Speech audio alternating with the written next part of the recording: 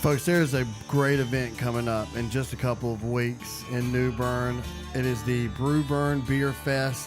Sam, tell folks more about this. And we are going to hook you a couple of lucky listeners up, right? That's right. Beer Army Burger Company and the Bravo Alpha Foundation is presenting the 9th annual Brew Bern Beer and Wine Festival. It's coming up on June 16th at the Riverfront Convention Center in downtown New Bern.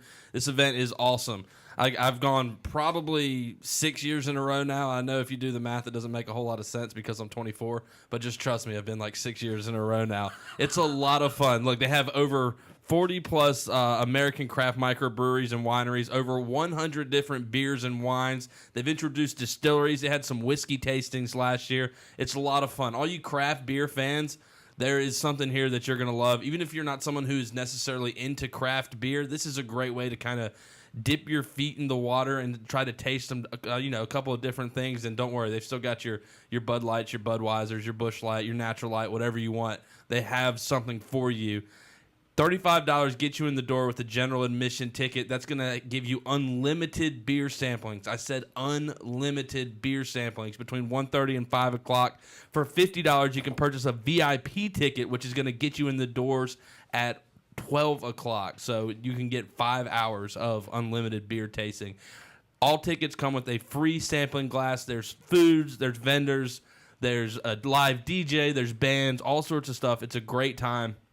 And yeah, Mark, as you said, we are actually giving away some tickets right now. I've got 2 VIP tickets and 3 sets of general admission tickets. So we've got 8 lucky listeners we want to hook up and send to Brew Bern Beer and Wine Festival next Saturday, June 16th.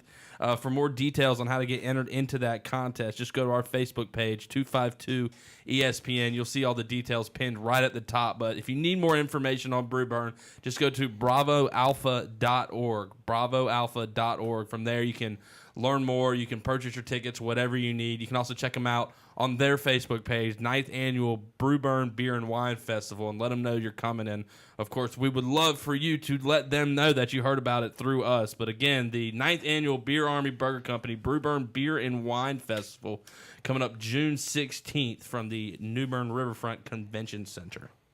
There are reports that Donald Glover is one of the 3 finalists to be Willy Wonka in a new Willy Wonka movie. Of course, there are 2 to speak of that at least I'm aware of. I don't think there are any other ones. The one I grew up on as a kid with Gene Wilder, yes, which I loved.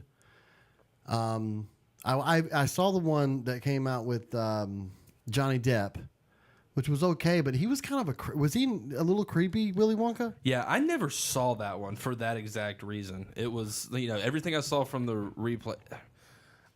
I don't know if I can even say this, but I got a very pedophilia vibe from Johnny Depp's Willy Wonka. I did. That's I saw the commercials and I was like, this seems like Willy Wonka's got something super illegal going on inside of this chocolate factory. Yeah, you're not wrong for feeling. I mean, again, there's nothing that he said that was pedophilic but he just gave off this creepy vibe. I mean, the Gene Wilder Willy Wonka was like, I killed it. Oh, he was great. I mean, I would trust my kids with that Willy Wonka. Oh yeah, 100%. I mean, I'm not leaving my kids alone with the Johnny Depp Willy Wonka. No. I'm not comfortable with that at all. And the other candidates besides Donald Glover, before we discuss the idea of Donald Glover as Willy Wonka, and I'm not like a Willy Wonka diehard, but the other 2 guys are Ezra Miller. Oh no. Who you were telling me played Flash in the Flash, and I forgot the other guy's name. Oh, Ryan Gosling. How could I forget him? Every female listener in the Gosling. I think Gosling's too handsome for the Willy Wonka role. You have to have a certain level of that eccentric look, and I don't think Ryan Gosling brings that. I don't know, but I think about Petey, and he had that sort of smile, boyish charm. I think he'd bring a lot less creepiness to the role. Donald Glover would be interesting, but would that not lessen the street cred of Childish Gambino to me? I mean, or would that be better? Man. I mean, I think to it's me, better. Okay, so if Donald Glover gets it, should he not also be responsible for the soundtrack, the new sounds of Willy Wonka, and like kind of have him do a little bit of both? I mean, I'm usually not the guy who wants guys to do that. Like, you know, very rare does it work when you control everything. Right. You should let people see Chip Kelly and the Philadelphia Eagles. Right. See all the other Prince movies not named Purple Rain. So, but he should at least do a song, right? What will Willy Wonka do to Childish Gambino? I think it'll only improve the brand, man.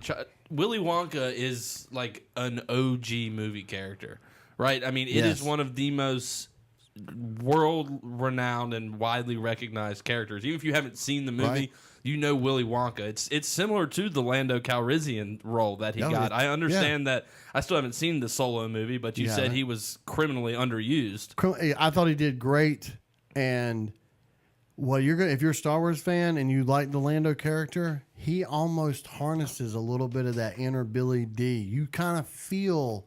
I thought he did great with the role. Absolutely great with the role.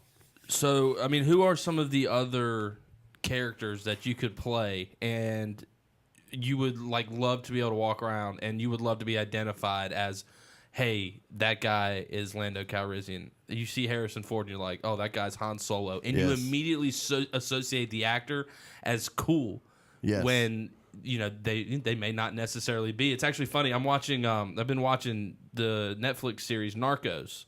Okay. My girlfriend and I have been watching Narcos together, trying to get into that. Oh, yeah, love it. Probably halfway through the first season. Okay. But there was some really cool, like, chase scene through, you know, like a Colombian Bogota, where these guys are, like, jumping over houses. You know, they're running through the slums, shooting at each other, all this stuff.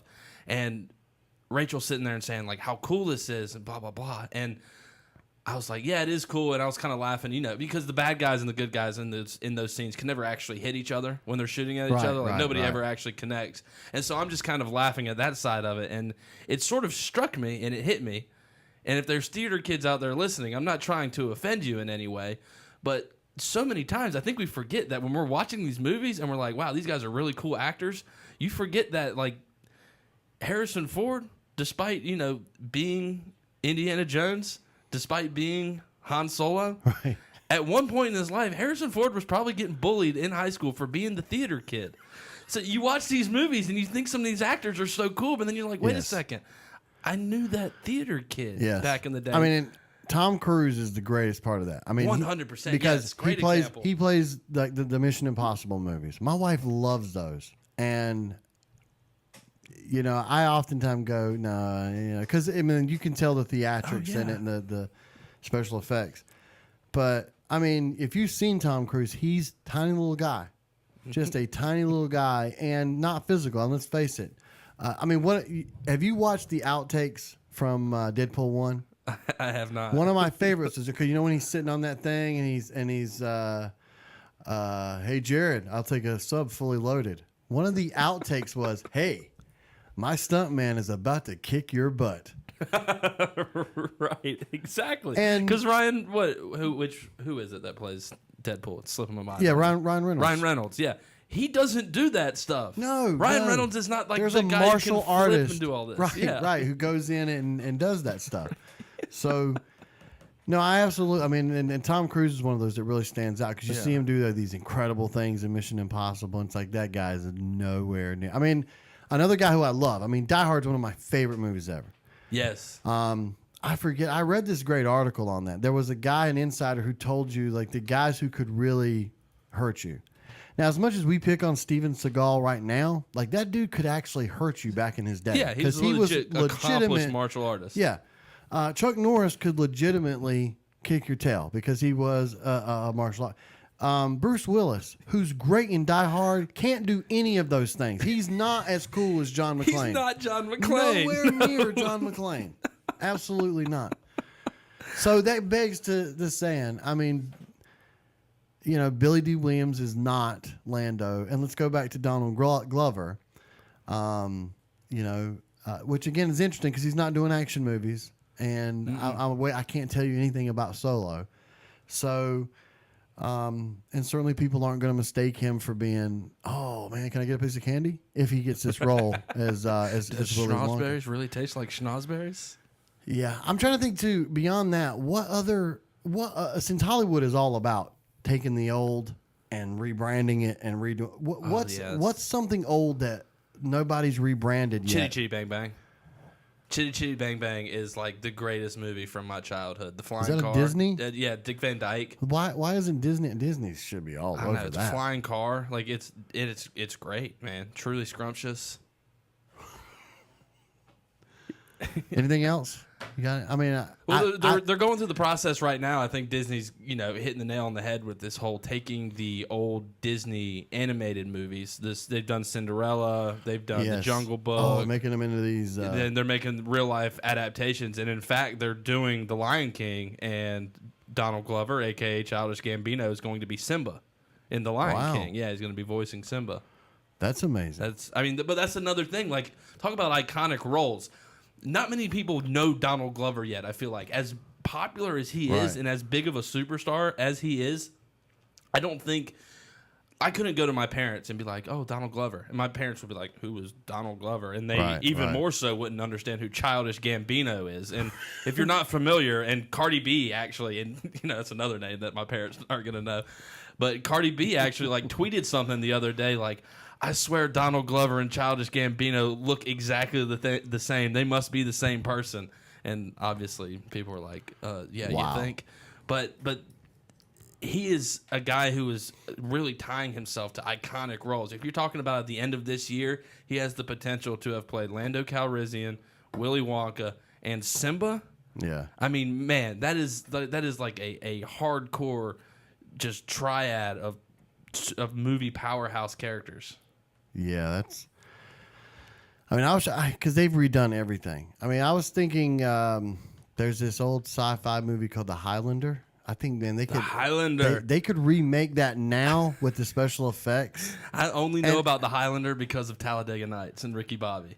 Really? Yeah, Sacha Baron Cohen constantly says, you have to see The Highlander. There can only be one. Yeah, that's the only reason I know what that movie is. I would love to see them remake that. It's an old 80s movie, and they made 2 sequels that are absolutely terrible. But the first movie is really good, and it's about this group of people who are mortal, and they all sword fight, and basically they have to behead the other immortals, and they sort of absorb their powers.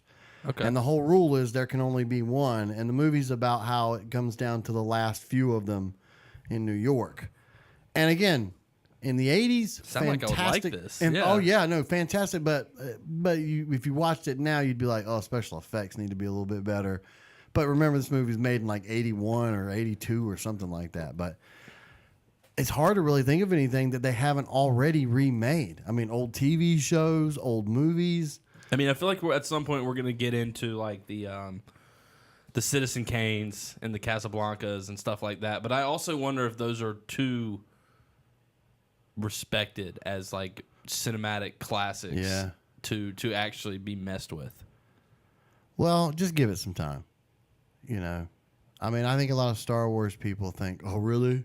They've already just destroyed Han Solo by making this movie. I mean, a lot of people feel like that, but I mean, the way I see it, the fact that they've rebooted Jurassic Park in my lifetime, like I remember going to see the Jurassic Park when it came out in the theaters. Wasn't that long ago, right? No, it was like 90 it's like my something. childhood. I remember the Jurassic Park movies. And they already came out with kind of a whole new Jurassic Park thing. I think that was the first rated R movie I got to see. I think it might have been Lost World Jurassic Park. Maybe the second one in the original series was rated R, and I got to see it at like age of 5 or 6.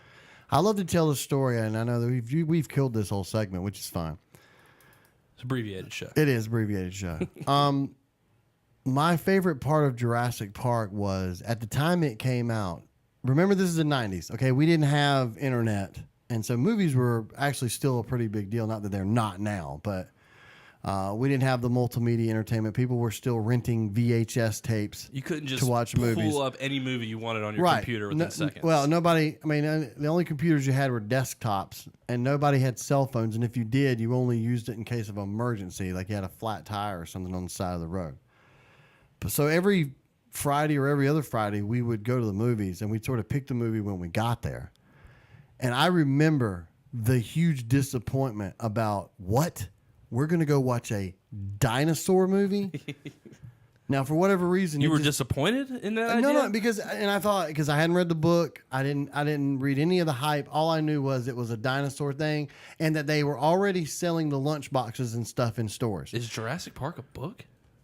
Oh yes, Michael Crichton. Oh, I had no idea it was based on a book. Based on a book, yes. Oh man, I've got to read these. I had. And how The did Lost I not World. know that? Yes, he wrote a few of those books. Michael Crichton. Dragon Teeth, Jurassic Park. There you Lost go. World. Oh man. So I had no notions about what it was going to be, and so everybody picked the movie, and I was just going in there going, stupid. At that point, let me just tell you, the most popular dinosaur in the world was a purple dinosaur named Barney. And, you know, he irritated everybody. That's where the song came up with. Let's get together and kill Barney. Remember that? Yes. When that was going around? I love you, you love me. Let's get together and kill Barney with a shotgun bang and a bullet to his head. Oh, thank God that Barney's dead. It seems even wrong singing it Dark. now, right? Yeah, that is a dark song. This is what's wrong with the world. We have parents. I can't believe I remember that. But so going into it, all I knew was I had gone into the Walmarts of the world back then and seen these Jurassic Park lunch boxes and all these dumb things. And, you know, the most popular dinosaur at that time was Barney. I had no idea what Jurassic Park was even about. Right. But we're going in that movie, and I'm like my friends are going to see it. I'm going to go too. Fine. But I just remember going in there so reluctantly and like, this is going to suck. This is going to be the worst thing. I'm just throwing money away. This is going to scare you. I'm throwing my $4.50 away. Oh, you're $4.50. That was a lot of money. That was a lot of money back then. So I go in and I'm blown away. I mean, it was such a great cinematic experience. I went to see it at the theaters multiple times before it left. Wow. And to me, that's the ultimate. If you go in expecting the worst, and my oldest son does this all the time because he doesn't want to watch it. Like Something About Mary was something I see. He's like, oh, I do not want to watch this. Movie. It's such a. Why are you making me watch this? At the end of it, he was like, thank you so much for letting me watch this. It's changed my life. And that's how I feel about Jurassic Park. Like nothing is better than the complete turnaround, right? Right. What is your favorite dinosaur? Oh, T-Rex, man. T-Rex. Really, I'm real torn between the raptor. I mean, the classic Velociraptor, but then I'm also a big fan of the Stegosaurus. Like kind of like the long one that's got the spikes all up and down his back. Isn't it a shame? Like that's one of those questions that you get asked all the time as a child. I feel like going through elementary school, we did like a full month in elementary school on just dinosaurs, learning about dinosaurs. Yes. And everyone's always. I feel like that's a question from your childhood, especially as a as a boy. You get asked all the time, well, what's your favorite dinosaur, Sam? And you get all excited about it. And then you get to our age, my age, your age, whatever, and nobody cares anymore. Yeah. Nobody cares what your favorite dinosaur is. Nobody cares. Nobody. And no, I don't understand that. When's the last time somebody asked you what your favorite color was?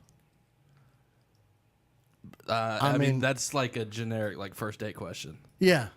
So, I mean, the last time I went on a first date, probably. Okay. I don't know, 9, 10 Do months people ago. still ask that question? I mean, I don't remember the. I mean, and again, it's one of mind those, you, I haven't dated in a long time. Right. It's one of those ironic first date questions. Like you don't you're not sitting there doing the whole small talk thing. It's like, so how's the weather? So what's your favorite color? It's like maybe second or third date.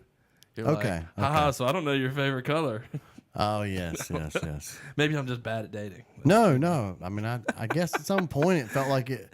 Again, it's one of those things you don't want to ask somebody, but at the end of the day, you feel what's your favorite color? I don't know your favorite color. I always say ask me. It changes from time to time. Yeah, it's a mood thing. Yeah. More often than not, I'm like a gray blue guy. Right. Maybe a little bit lighter blue than your hat right now. Right. But like a grayish blue. Okay. Yeah, that really. I mean, I love all really kinds of turns colors. the meter I mean, for and that's me. why I say it's ridiculous to say make me pick a color today, and I got to stick with that because I mean, if sports fans decided that, they'd be like, no, in third grade you said green. You don't get to change colors now. Oh, can you imagine the GOAT debate between red and blue? Oh, what was better? Blue just doesn't have the clutch gene. Red's aggressive, you know. Hey, Red we're wearing says, red and "I'm blue here." today. We Yeah. are. We are. Guess I should be arguing for blue, not red. You should be. I know we need to take a break. Man, that's a way to kill 20 minutes of your life. We'll come back. More of East Carolina Sports Show on your ride home is coming up.